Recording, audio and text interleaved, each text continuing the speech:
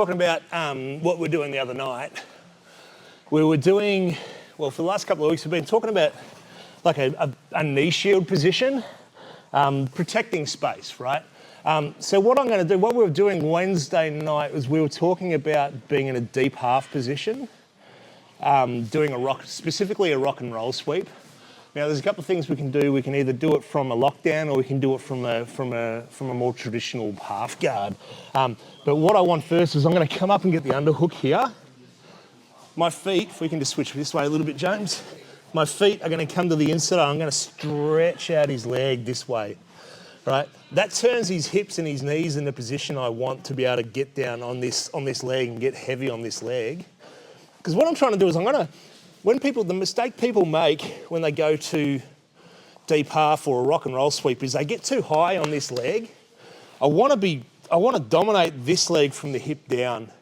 And if I can trap that leg in the process, that makes it easier because it takes away one of his posts. But the more I can be attached to this part of his body on this leg that I've got in my half guard position, the more success I'm going to have. So having said that, I would like to catch this foot while I'm doing it to take away his post. So I'm here, I've got him stretched out, I'm going to dive deep with this hand under and grab his foot and then bring him up high.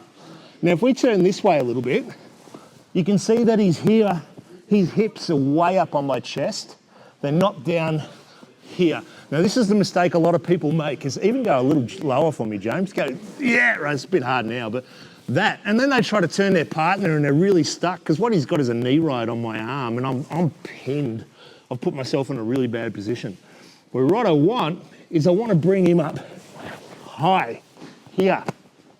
So now I'm deep on this leg, but I'm not high on this one, but I've got the foot trapped as a bonus. Now, he's got his hands posted, which is going to stop me being able to roll straight away. So what I want to do is I want to roll back and forth until I get him unbalanced. Go this way, he posts. Go the other way, he posts. And you see, this would be perfect. See, his both hands are out on that side. That's my time to roll back the other way hard and roll and come up into side control, past his guard, whatever you like. The part of that rolling that no one sees, let's do it from this angle. The part of that rolling that no one sees but he can feel is that when I've got his leg trapped, these elbows as I roll are sucking in hard because I want to turn his hips. I want your hips to turn, right? I'm not just rolling and hoping that you roll.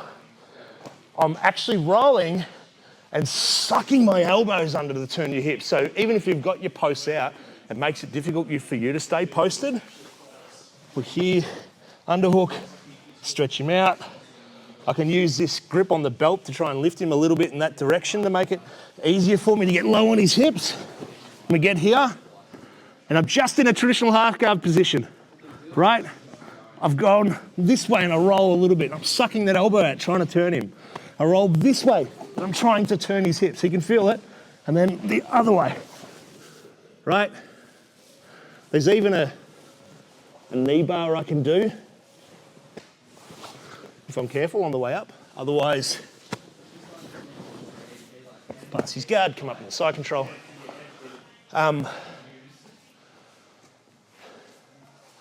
Yeah.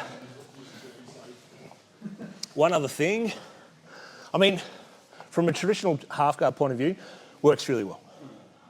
If I've got that lockdown though, awesome, because that means you're really pinned to me. So if we're here, for example, and we're talking about like the lockdown, you hear your head right, and I go lock down, push your head away, here, lift. Awesome, right? So I've done that from a lockdown position that we were talking about last week, where I was really trapped with these underhooks, but I've gotten back up to here. Now I can keep this lockdown and it makes my twisting on the hips even more powerful. I go 1, 2, 3, right?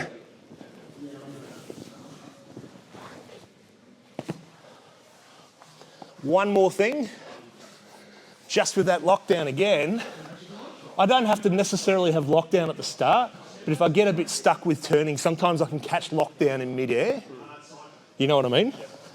So it can be here, I come up, feet on the inside, I go here, haven't quite got it and I can't turn him, so I can go lockdown, bring him up high, roll back and forth. Make sense? Yeah. So, yeah, lockdown makes it a bit easier. Sometimes lockdown actually can make, depends which way you do it, right? If you're really used to lockdown, you can use it to pivot your hips. Sometimes your feet really stuck to your partner's feet. I find some people get really inhibited with their movement side to side. So you have to play with it a little bit. But definitely the trick though, the thing that goes wrong with half guard, and this is what I'll say is the take home bit for you guys to think about. The bit that goes wrong with deep half, any type of deep half, is I go to deep half and I go to there, and all I've done is just, I haven't gone deep enough on this opposite leg that I've got my legs wrapped around, and I've gone to here high. He's just crushing me now because I've got nothing to block his underhook on this side. You know, and he's just ready to pass and just make my life miserable.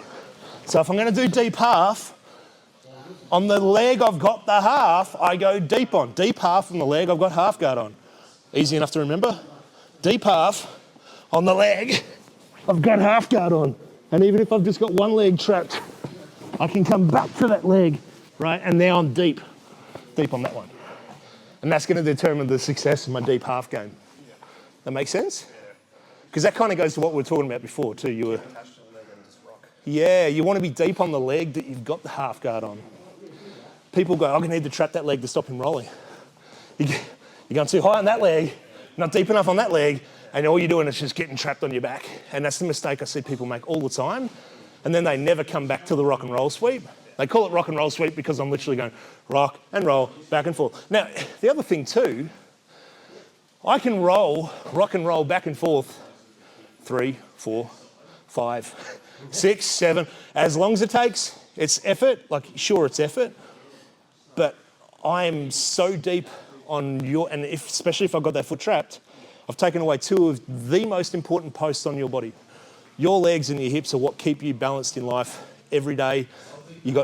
If you don't have strong balance through your hips and legs, you don't have strong balance at all. So even with the hands, that's not the bit I'm worried about. The bit, if I take away your bottom half of your body, I can rock and roll 12 times as long as I've got full control of that leg and that other leg. Awesome. 100%, yeah. The bottom half of the body, if you can control that. I feel like doing takedowns. If I can get underneath that bottom half of your body, it's, that's half the battle. But the battle is made harder if you don't do yourself any favours and don't attack the right leg. So the deep half battle, people get stuck in deep half and go, this shit doesn't work. No, it works, you're just doing it wrong. You're going to the wrong leg. You know what I mean? You're going to that leg and then you're just putting yourself in a top crucifix position. You pin your back to the mat. Oh, that's it. Yeah, you're basically putting yourself in a quasi top crucifix. That's it. Bye. Have fun. All right, thanks, man. Good. Awesome.